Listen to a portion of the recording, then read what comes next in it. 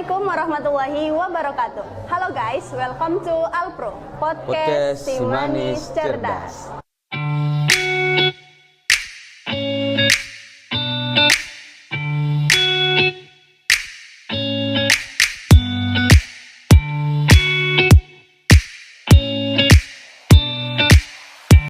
Nah, alhamdulillah ini merupakan podcast ketiga kita. Jadi kami mohon untuk terus support, dukung, subscribe, like, comment, and share.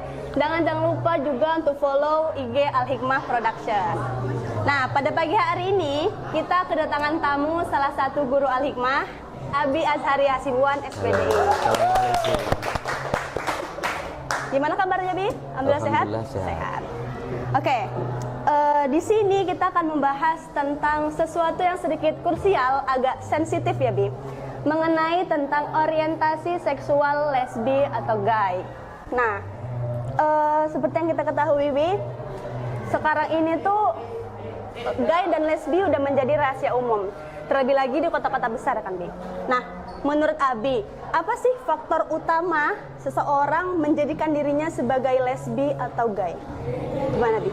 Baik, terima kasih. Yang pertama untuk podcast Si Manis Cerdas yang sudah mempercayakan Abi hadir di sini sebagai tamu pembicara mengenai masalah homoseksual dan lesbian. Jadi Abi menjawab sesuai dengan latar belakang pekerjaan saya di sini, yakni pendidikan agama Islam. Maka Abi akan menyampaikan notabene pendapat saya itu hanya berdasarkan sudut pandang pendidikan agama Islam. Akan saya tambahi juga dengan riset di lapangan yang pernah saya lakukan, yang saya alami, dan langsung bersentuhan dengan mereka, berbicara dengan mereka. Berdasarkan itulah sudut pandang dan pendapat yang akan Abi sampaikan. Maka jadi kalau untuk sudut pandang Islam, Nabi Muhammad SAW bersabda, kita ini Muslim, kita ini sebagai orang beriman, maka tidak ada alasan, tidak boleh tidak percaya kepada Al-Quran maupun As-Sunnah. Maka mengukur sesuatu itu, apapun itu, berdasarkan Al-Quran dan hadis. Maka dalam hal ini Abi menyampaikan, yang pertama hadis Rasulullah SAW, kullu mauludin yuladu ala fitrah. Setiap manusia itu Allah lahirkan dalam keadaan suci. Suci dari mana? Ini Islam ya. Dari agama apapun, dari perilaku apapun, dari penyimpangan apapun, dari orientasi seksual apapun, dari tingkah laku apapun, maka fitrah dia. Fa abuwahu yuhawidanihi. Maka orang tuanya lah yang menyebabkan dia memiliki bibit-bibit, atau orang tuanya lah yang menyebabkan dia memiliki sifat-sifat keyahudian. Ayunasranihi, atau memiliki sifat-sifat kenazaratan, kenasranian. Au yumajjisanihi, atau memiliki sifat-sifat kemajusian.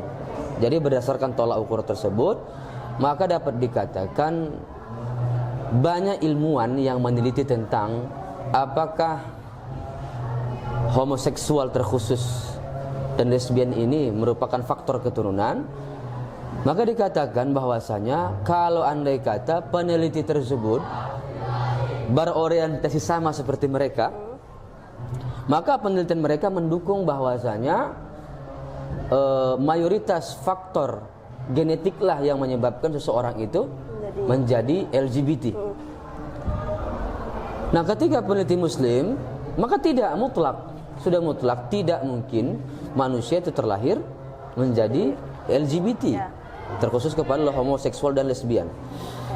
Terus kita ambil penelitian tengah, mereka mengatakan tidak ada satupun penelitian yang absah menyatakan bahwasanya seseorang itu menjadi LGBT atau terjadi penyimpangan seksual disebabkan genetik secara umum, atau faktor mutlaknya tidak ada kecuali kebetulan saja. Itulah secara teoritis. Jadi semua sifatnya ini adalah dan di luar Islam sifatnya semua hipotesa, penelitian sementara yang hasilnya itu yang tadi saya sampaikan. Tapi Islam mutlak, kullu mauludin yuladu ala fitrah. Itu dia. Terus sudut pandang yang kedua adalah Allah berfirman, ya ayuhan nas, inna khalaqnakum min dzakari wa untha. Wahai manusia, kami ciptakan engkau terdiri daripada laki-laki dan perempuan. Wa ja'alnakum syu'uban wa qaba'ila lita'arafu. Bersuku-suku dan berbangsa-bangsa. Artinya secara sunnatullah perempuan itu pasangannya laki-laki, siang malam. Ya, sehat, sakit, putih, hitam dan lain sebagainya, seterusnya. Itulah pendapat Abi. Sementara tentang sudut pandang saya tentang apa sih faktor penyebab seseorang itu. Tapi yang lebih dominan itu, setelah saya bersentuhan dengan mereka, 10 orang yang saya tanya itu, tapi memang faktornya sudah dewasa. Mereka itu memang satu, sebab orang tua memperlakukan dia spesial. Spesial artinya didandani, dibedai secara berlebihan dan lain sebagainya. Yang kedua, faktor lingkungan. Yang paling dominan itu faktor lingkungan, terkhusus di lingkungan saya ya. Di lingkungan saya sendiri itu faktor lingkungan yang lebih dominan, yang menyumbang terhadap penyimpangan seksual yang diderita mereka itu. Yang paling dominan adalah faktor pergaulan dan lingkungan ini. Ya. Jadi faktor lingkungan ini coba ada kesempatan. Karena dalam sudut pandang Islam, syaitan itu tidak mungkin tinggal diam. Manusia itu tidak merasa cukup dengan apa yang dia miliki, maka dia penasaran terus. Begitu. Jadi faktor lingkungan yang paling dominan, faktor pergaulan, ya, dan faktor dari rumah. Polarisasi pendidikan atau pengasuhan dilakukan kedua orang tua. Itu dia. Nah, Bi, Nela ada jumpa statement di sosial media. Dia influencer tentang agama juga. Nah, dia mengatakan begini. Perasaan itu kan semua Allah yang kendalikan. Cowok suka sama cewek, cewek suka sama cowok, cowok suka sama cowok, cewek suka sama cewek. Nah, itu semua Allah yang kendalikan. Nah, jadi dia ini paham kalau dia itu sedang suka sama jenis. Nah, tapi dia itu tidak pacaran, tidak mengumbar-ngumbar, nggak pamer, nggak ada yang tahu sama sekali. Jadi cuma dia yang tahu. Nah, dia mengatakan itu tidak menjadi dosa karena dia sedang berusaha menahan hawa nafsunya yang bergejolak itu tadi, Bi. Nah, itu gimana, Bi? Bagus. Jadi ada dalil yang paling gampang, yang paling umum kalau orang lagi tahlilan kenduri, la yukallifullahu nafsan illa wus'aha. Allah tidak akan coba manusia di luar batas kemampuannya. Anggap andai kata ini terjadi kepada seseorang dan memang orientasi seks dia itu berubah dominan 70%. Karena ada karakternya, dia memang bisa perempuan, bisa laki-laki. Ada bisa perempuan aja, ada bisa laki-laki aja. Itu namanya kan biseks. Ada yang biseksual itu bisa condong kepada perempuan 50%, condong kepada laki-laki 50%. Nah, dalam kasus ini sebagai muslim yang baik, anggap itu cobaan dari Allah. Tapi jangan pernah salahkan Allah. Jangan pernah salahkan Allah bahwa Allah yang menanamkan perasaan ini. Bahwa sejatinya manusia diciptakan Allah sedemikian rupa, sifat watak akhlak itu, kelakuan itu Allah beri prerogatif untuk kita menentukan yang hitam ataupun putih. Nah, ketika terjadi perubahan orientasi seksual kepada kita, apakah kita mengambil peluang keburukan itu atau tidak? Paham ya? Apa kita mengambil peluang semua kita punya potensi untuk menyimpang seksualnya. Semua. Tapi kita yang pertama, kita sadar ciptaan Allah, apakah kita mengambil peluang sekarang? Ada nama aplikasi berbagai macam, bisa kita booking di situ mau perempuan maupun laki-laki. Kita mau berperan nggak mengambil itu? Kalau itu salah, tinggalkan. Jadi balik ke diri kita ya. Jadi balik diri. Tapi selanjutnya kita harus paham betul. Manusia itu zuhudnya, waraknya itu ketika ramai orang. Ketika dia bersendirian dengan dirinya sendiri di rumah, dengan aplikasi yang terbuka, secara privasi bisa akses dia. Peluang-peluang tersebut itu sangat bisa mempengaruhi dirinya untuk melakukan hal tersebut. Maka pertanyakan dulu, jangan pernah salahkan Allah di dalam sifat, perbuatan, perasaan salah kita. Ya. Yang kedua, kenapa dia bisa begitu? Track record perjalanannya bagaimana? Apakah hari-harinya dihiasi dengan akhlak, agama, majelis ta'lim, kitab Al-Quran atau tidak? Kalau tidak, ya jangan salahkan Allah. Kan begitu. Jadi apakah itu berdosa? Mungkin dia hari ini sadar, maka jatuh kepada dia cobaan.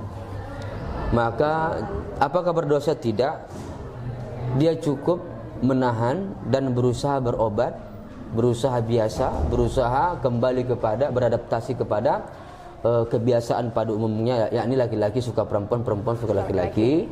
Sadar betul kita akan kembali kepada Allah Subhanahu wa taala. Jadi itu tidak berdosa selama dia tidak mengambil peluang-peluang yang dekat dengan dia. Itu dia. Oke. Nah, terus Bi, cara terbaik kita nih, misalnya di lingkungan kita tuh ada yang seperti itu. Cara terbaik kita mendukung teman atau anggota keluarga yang terjerumus pada penyimpangan itu bagaimana, Bi? Contoh misalnya, kadang ada statement yang kita betul-betul mutlak menolak keras, oh itu salah, gini. Kita bahkan sampai menjudge dia jadi yang bagaimana. Ada juga statement yang kita harus open minded, kayak pasti dia punya alasan. Walaupun kita bilang dari awal kalau secara agama itu benar-benar udah nggak bisa ditoleransi gitu ya kan, Nih. Nah itu bagaimana? Satu, agama itu sangat toleransi, ya. Dalam Quran surah Al-Maidah ayat 41, Inni bari'um mimma ta'malun. Sesungguhnya itu kita terlepas dari amal perbuatan orang lain. Itu kunci dulu. Dikunci dulu itu biar jangan salah paham. Islam itu sangat toleransi. Terus pola untuk merubah manusia itu kita ikuti pola Rasulullah dalam Quran surah An-Nahl ayat 125. Ud'u ila sabili rabbika bil hikmati wal mau'izatil hasanah. Ajak dia dengan mau'izah, nasihat dan hikmah. Ya. Kalaupun nanti terjadi, dia ini orang yang free, pemikiran terbuka, memang pemikiran dia itu western, kebarat-baratan. Aku open minded segala macam begitu, ya. Wajadilhum billati ahsan. Debatlah dengan mereka itu dengan cara yang ahsan, yang paling baik, tentu dengan ilmu pengetahuan, tentu ilmu genetik, ilmu psikologi dan lain sebagainya. Jadi Islam itu sangat toleransi, dan saya bolak-balik berteman dengan mereka, alhamdulillah. Di kelas pun Nabi pernah cerita, mungkin masih sehat Bang Rian, ya Bang Rian, seseorang yang sudah berubah, sekarang sudah punya anak 2 di Pekanbaru, tepatnya di Cipta Karya. Dia punya salon di dalam, salon Rian, sekarang sudah ganteng berewokan. Karena riyadhah mujahadahnya sangat tinggi, sadar betul mutlak aku laki-laki, aku akan kembali, ya. Jadi cara mengubahnya kita rangkul, kita anggap dia tidak seperti anggapan dirinya.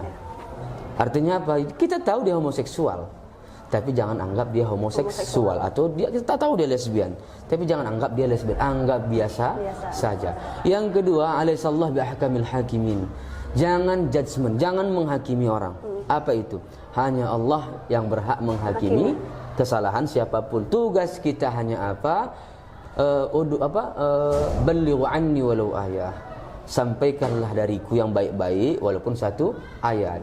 Kita tugas menyampaikan, adapun dia berubah tidak berubahnya bukan ukuran kita, bukan kemampuan kita, kembalikan kepada Allah. Kalau merasa kita yang merubah dia, hancur, ya. Bakal hancur. Kenapa? Kita akan benci, bahkan menyalahkan, bahkan memvonis dia menyimpang dan masuk neraka. Ini bahaya nih. Jangan salah, seorang muslim jangan salah berpikir. Yang ketiga, bawa dia ke majelis-majelis ilmu, majelis-majelis ta'lim, jumpa ustaz-ustaz, dan mohon cari ustaz yang sama juga open minded juga. Karena kita tidak pungkiri ini ujungnya syariat, ujungnya fikih, ujungnya manusia yang tahu hukum ini sombong, menjadikan dirinya hakim untuk kesalahan orang lain. Yang keempat itu, kita betul-betul berperan penting buktikan bahwa kita peduli dengan, mohon maaf, penyakit kita bilang yang ada di dirinya. Maka kita cari setelah majelis talim, kita cari dong yang tempat-tempat psikiater atau apa namanya yang seperti itu untuk merubah perilakunya, baik psikiater yang konvensional maupun secara syariat. Yang terakhir, karena memang ini pendidikan agama Islam, tidak salahnya dengan metode ruqyah syariah kita bisa terapkan itu. Atau memang disebut penyakit ya kan, bisa dibilang. Ya, karena memang lumrahnya laki-laki perempuan laki-laki. Ya, jadi kalau dibilang secara genetika begini, ya Naila, kenapa ketika harus homoseksual dan lesbian dikatakan genetik?